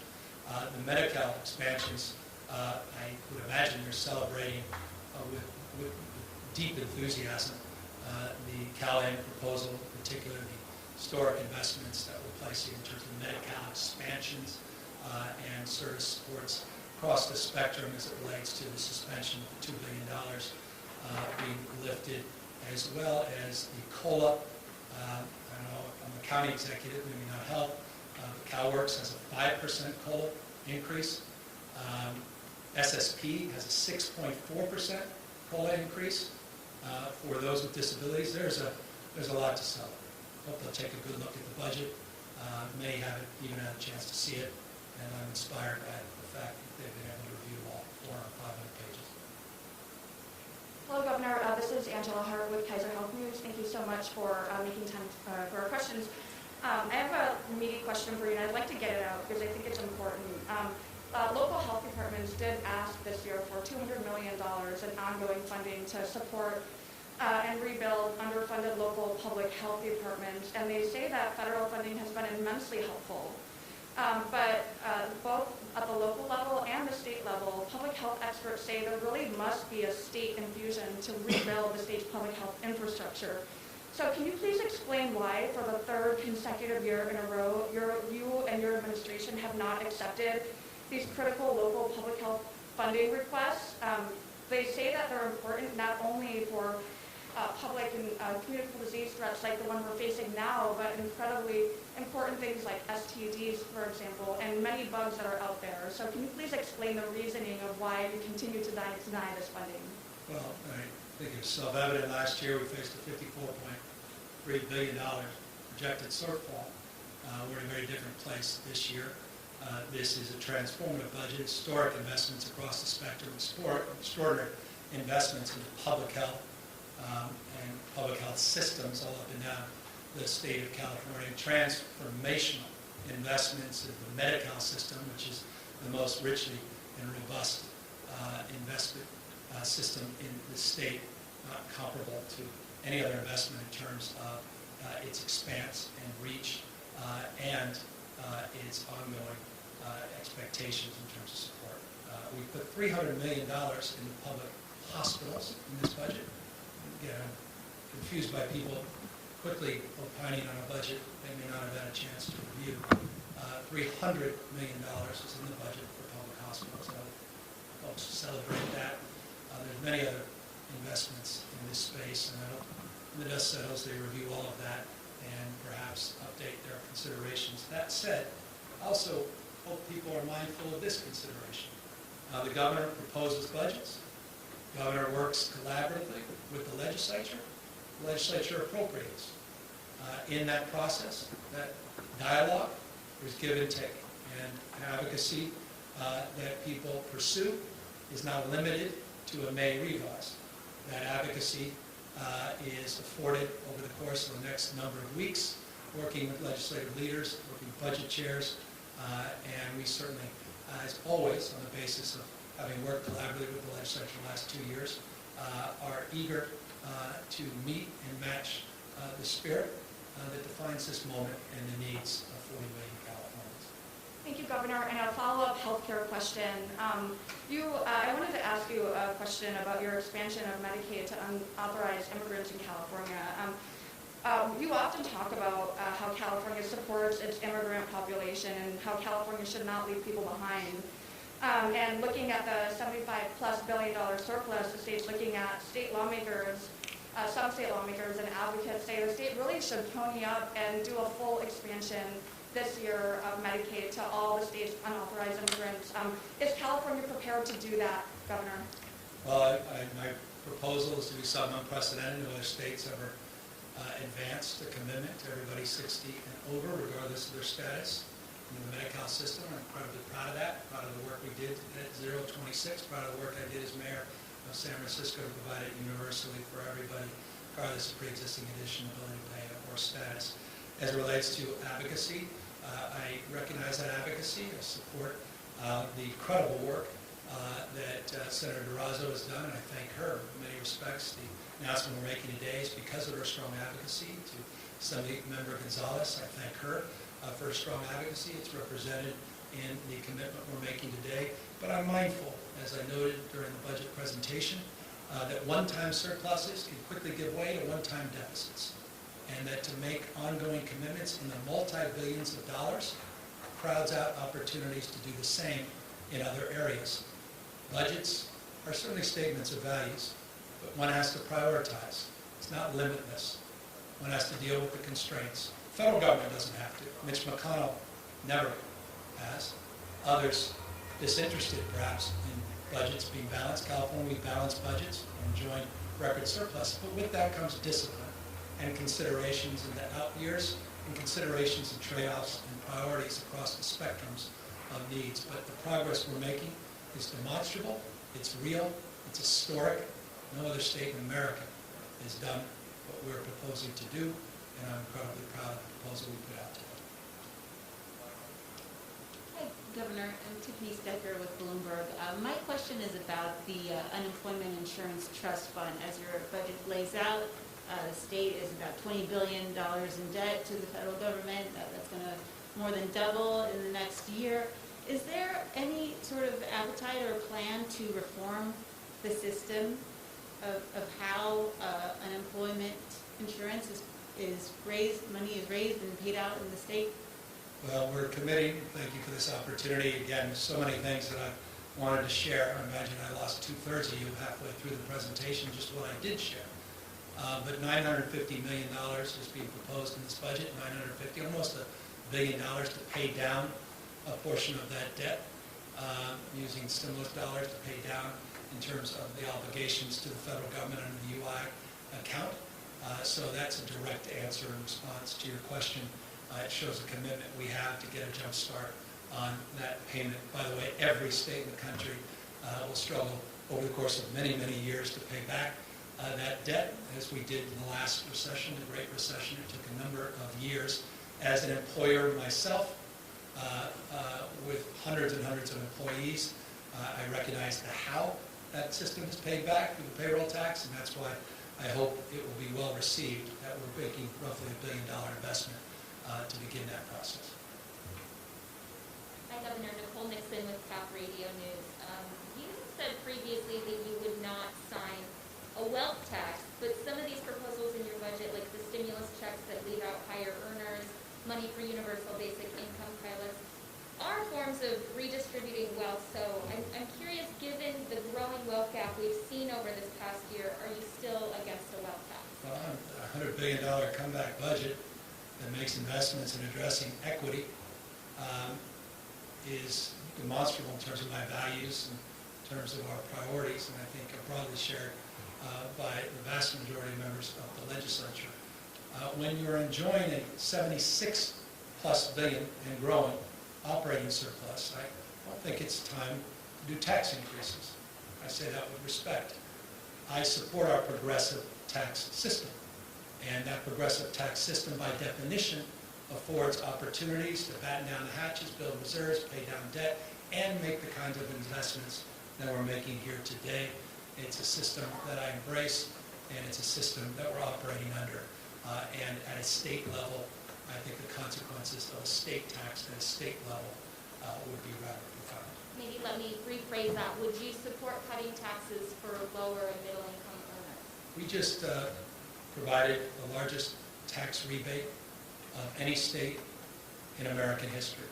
Some $12 billion of direct tax relief to middle-class families earning up to $75,000, those that were not beneficiaries of an effort that we advanced earlier in the year through the EITC program, which, by the way, we've close to tripled in the last few years in this state, something we're also very, very mindful and proud of. As it relates to the issue of supports for vast majority of tax filers, I want to remind you that tax rebate goes back to 78%, almost 80% of tax filers in the state.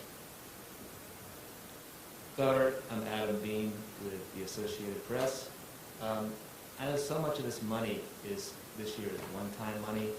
So just wondering, how can you call this a generational budget if so much of this spending won't be available in the future? Well, a lot of it is multi-year investments, some 2, some 3, some 5-year investments. We're using one-time dollars in creative ways, including creating an endowment, paying down debt, paying off obligations so we don't have ongoing expenses, paying down deferrals, being creative, providing more resiliency, more capacity for supports into the future. I think one of the most exciting things in our transformational plan for public education is how we've architected it. And I think this is an opportunity, not at this time, to really walk you through how we think not only those expansions will work in the short run, but how they'll be supported over the long run on the basis of demography, on the basis of trend lines, on the basis of our projected expectations. It's really a well thought out blueprint for transformation that quite literally is phrased in a 5-year vernacular release through the Department of Finance. And I look forward to socializing that just as a proof point of how we're thinking and how we're architecting these supports. And your budget also includes $35 million for guaranteed income programs. Yes. I believe that this would be the largest government commitment to these programs that we've seen yet. I'm just wondering what your goal is for this. I know that the supporters of these programs hope to have these pilot programs and demonstrate to Congress that it's viable and to get Congress to enact. Is that what you're doing? What is your goal with these programs? As my mother reminded me often, seek first to understand before you're understood. What is so enlivening about what's happening in cities large and small, led by Mayor Tubbs when he was mayor of Stockton, but also amplified by mayors in cities like Oakland, recently in Los Angeles, is the iterative spirit, the innovative spirit, different strategies, different approaches to universal basic income, which by no means is novel. It's been advocated by conservatives and liberals alike. It's been advocated over the course of not just decades, but over centuries as a strategy and solution to address stability and to address anxiety as it relates to the social compact.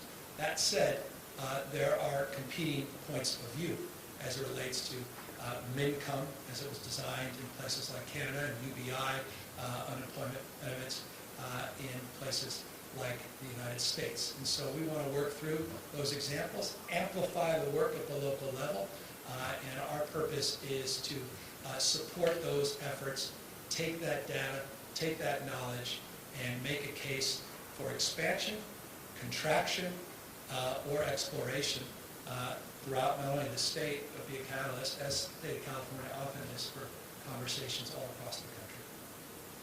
Governor Victoria Palmer, going back to Medi-Cal expansion for a bit, your proposal is just only slightly broader than the January 2020 proposal for 65 and older.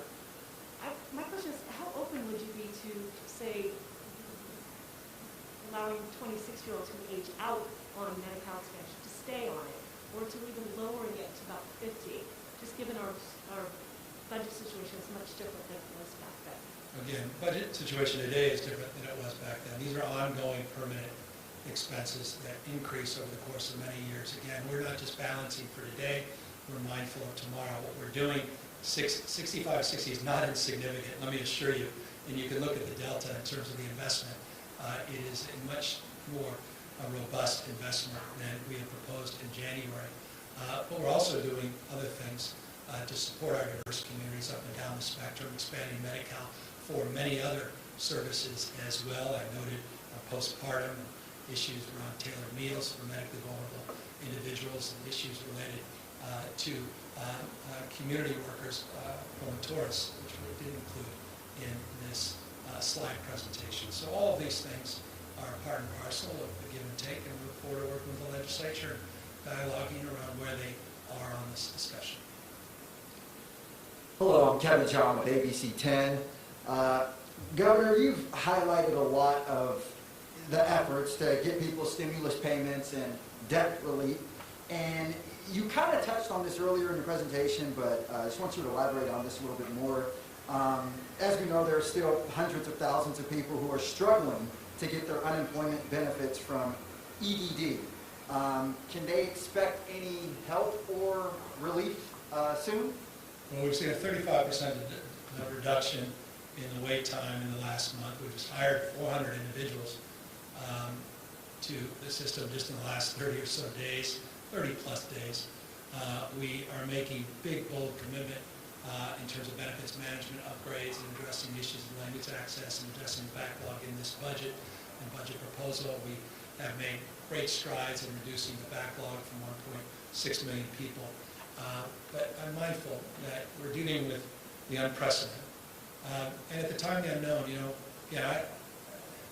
and forgive me, it's not an excuse, it's just a point of reference and context. I got here about 28 months ago, and that system was designed and was stretched in the Great Recession with roughly 3.8 million people applying for unemployment benefits. It ballooned to over 32 million during the heights of this pandemic. It was just not designed for the challenge that this nation, this state has faced. And so we have to reimagine it, we have to support it, and once we move through this pandemic, we are among the lowest case rates in America. We're among the lowest positivity rates in America. We continue to get shots in arms. Close to 63% now of Californians have received at least one dose. 33 plus million people received a dose, more than all but 5 nations in the world. As we tame this disease, we now move out of it with a new budget, with the ability to learn lessons from the experience of the past. I can assure you the next administration will not have to struggle through what all of us had to struggle through at EDD. Hi, Governor. Alexi Casa from the San Francisco Chronicle. As you noted several times today, we have just come out of a huge deficit, and until earlier this year, your administration was projecting that we would be headed back into one. Yet you proposed billions and billions of dollars of new ongoing funding. I was wondering if you could talk about your decision to support a lot of these very large new programs in education, healthcare, things like that, rather than, say, boosting up the reserves even further for the future, or, for example, cutting taxes as some of your Republican opponents have suggested we should do to return that money to Californians. We've got to square the circle of that question with the previous two questions. Why don't you do more to expand and commit to ongoing? Why don't you do more to expand and commit one time? And therein lies the dialectic. There lies give and take, the balance that is balancing budgets. Something the federal government is not familiar with. States are, and former mayors are as well. And so that's the balance. $12 billion tax rebate, we don't think is insignificant, simply the largest of any state in American history. Again, 2/3 of all Californians, 78% of tax filers will receive a minimum of $600. We have children, another 500 million, and it includes I-10 filers. We are providing resources to pay out $11 billion of pension obligations. That's unprecedented in state's history. That's dealing with the long-term concerns, STRS, PERS, unfunded healthcare liability. We have $4.6 billion in a stabilization account in education, unprecedented in state's history. That didn't exist a couple of years ago at all. We be the highest rainy day fund we've had in history. We paid down the vast majority of the debt, almost exclusively. That was inherited from the Schwarzenegger administration. Governor Brown did the vast majority of the work, but we finished the job in the last 2 years. We're addressing all the deferrals, with the exception of $2.6 billion, 80% of them addressed. K-12, all the others addressed. We did eliminate suspensions on ongoing programs, mindful of the importance of those ongoing commitments. Again, you have to balance those commitments against those previous questions around why not more here. Well, we needed to do more for childcare. We needed to do more for TK. We needed to do more for ACEs screens. We needed to do more for prenatal care. We needed to do more for roads and bridges. All part of the challenge of balancing budgets, and that challenge, again, presents itself to the legislature in partnership and with a collaborative spirit, and we look forward to working with them to work through their points of view as it relates to your question and the previous questions as well. This is not about going further. This is about, what was your thinking? We're looking at, according to your administration's estimates, $1 billion more a year for the Medi-Cal expansion, up to $5 billion a year in the future for the after-school programs. And that's just a few things that are going to be big, ongoing expenditures. So how did you decide that those were worth it, and in other cases it was too risky for you to commit to ongoing spending? It's not about risk. It's about making investments, things that we hold dear, and I think that are consistent with the values broadly shared in the state of California. We value our children. I believe that this state is way behind in terms of investing in its children, particularly 0 to 5. And we are behind many other states that provide universal health care, child care, and universal preschool. So TK was, I think, a profoundly important investment and a marker, and that's why we announced it today. As it relates to providing health care, I believe in health care for all. But you can't do everything, but you can make progress, and we made a commitment. I made this crystal clear on the campaign trail. I made it crystal clear the first budget that I am going to continue to pursue that cause, and that's exactly what we're doing once again with this budget. So it's consistent with stated intent, historic commitments that I've made going back 20 years of my public career, and with, I think, the values of not just people that we represent in the state, but the strong advocacy of many members of the legislature as well. Governor, thank you. Marissa Perlman from CBS 13. A question about the safe return to schools come fall. School districts across the state have been forced to quarantine kids because of delayed results and these false positives from the state's COVID testing lab. Inspectors found significant deficiencies at the lab in December. They investigated these whistleblower allegations in February, and then your administration vowed to make that investigation public by March. So the two questions I have: why won't CDPH release the lab investigations, and should schools be using the state COVID lab in light of these problems, especially with today's announcement of a full return to in-person learning by fall? Yes, they should, and you'll have opportunity to talk to Dr. Galley, whose representatives in a moment in more detail. We were working with the CEO of a company that's operating that, and I have full confidence that those issues have been resolved, and some of them were a bit, with respect to, overstated. Some were accurate, and we worked to correct them very, very quickly, many months ago. And Dr. Galley and his team will get you more details in a moment. Here from the Sacramento Bee. Governor, I know you talked a bit about some of the ongoing spending commitments that you're making in this budget proposal, but I'm wondering if you can talk a little bit more specifically about why you feel confident the state will be able to afford those ongoing commitments in the future. I know you talked in January about the threat of deficits moving forward in the out years, and I'm wondering if that's changed. What are your financial analysts saying in terms of projected deficits or surpluses in future years? Well, this state's coming roaring back. Our unemployment rate is still stubbornly high. The sector of our economy that was disproportionately impacted by this pandemic-induced recession is in the hospitality, food, and entertainment industry. $145+ billion hospitality industry alone is going to come roaring back. And that's why that $95 million Visit California investment is so important, to remind people of the opportunities anew to invest their travel dollars back either within the state or coming into the state. No more extraordinary state to visit and to recreate, including for Californians to visit their own state than California. And so we have great confidence